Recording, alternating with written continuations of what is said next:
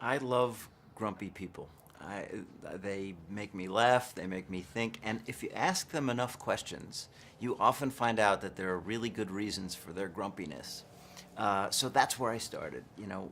Two grumpy characters. Grumpiness as a long-term life plan, not a good one. It's, over the long haul, it will let you down. So I thought, what is the funniest place to put two extremely grumpy people and watch them thrash about for a weekend? And the answer was a destination wedding. In the end, they have to confront the questions of, am I really going to stay grumpy, or is there any hope at all for me?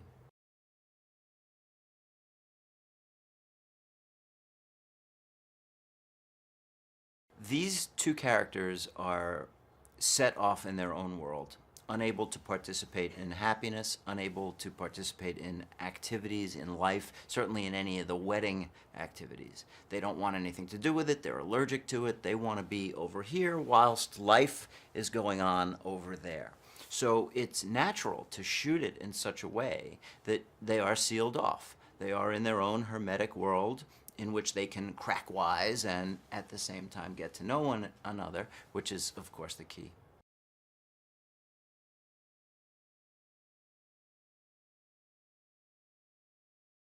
Well, they're the same in as much as they've both been let down in life. They've both incurred their share of injuries. They both have a 14-piece matched set of emotional baggage when they show up. But they're different in as much as Frank, Keanu's character, has given up all hope.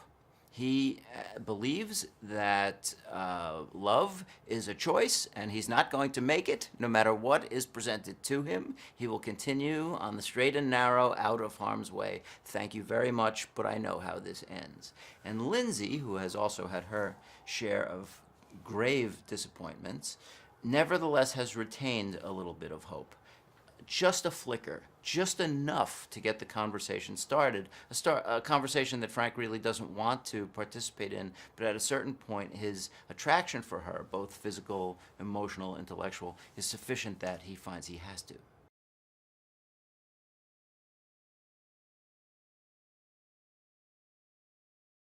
They're the perfect choices individually. I felt, and I believe Winona agreed, that the material was very, very well suited to her. And Keanu embraced Frank's character instantly and with great aplomb. But together, the whole, I think, is greater than the sum of the parts. Now, you have to remember, these two have known each other for what, 30 years or something? They're great friends, enormous affection between them. So that's a built-in chemistry, which is such a blessing for a director.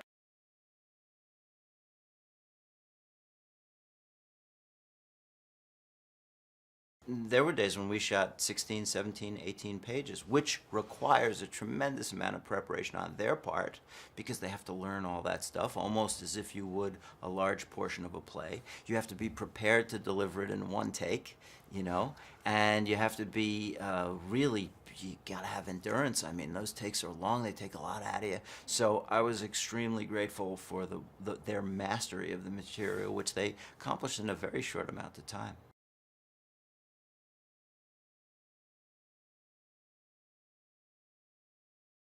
There are moments in the first half of the movie where both of them notice something about the other which is appealing despite their best instincts not to be appealed to. It's appealing nevertheless. And they kind of tamp it down and they tamp it down and they try to fight it and they don't really want to, they certainly don't talk about it together, but they kind of muse about it separately.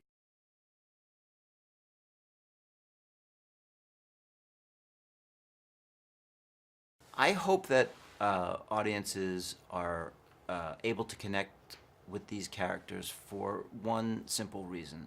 Nobody goes through their whole life without some trouble.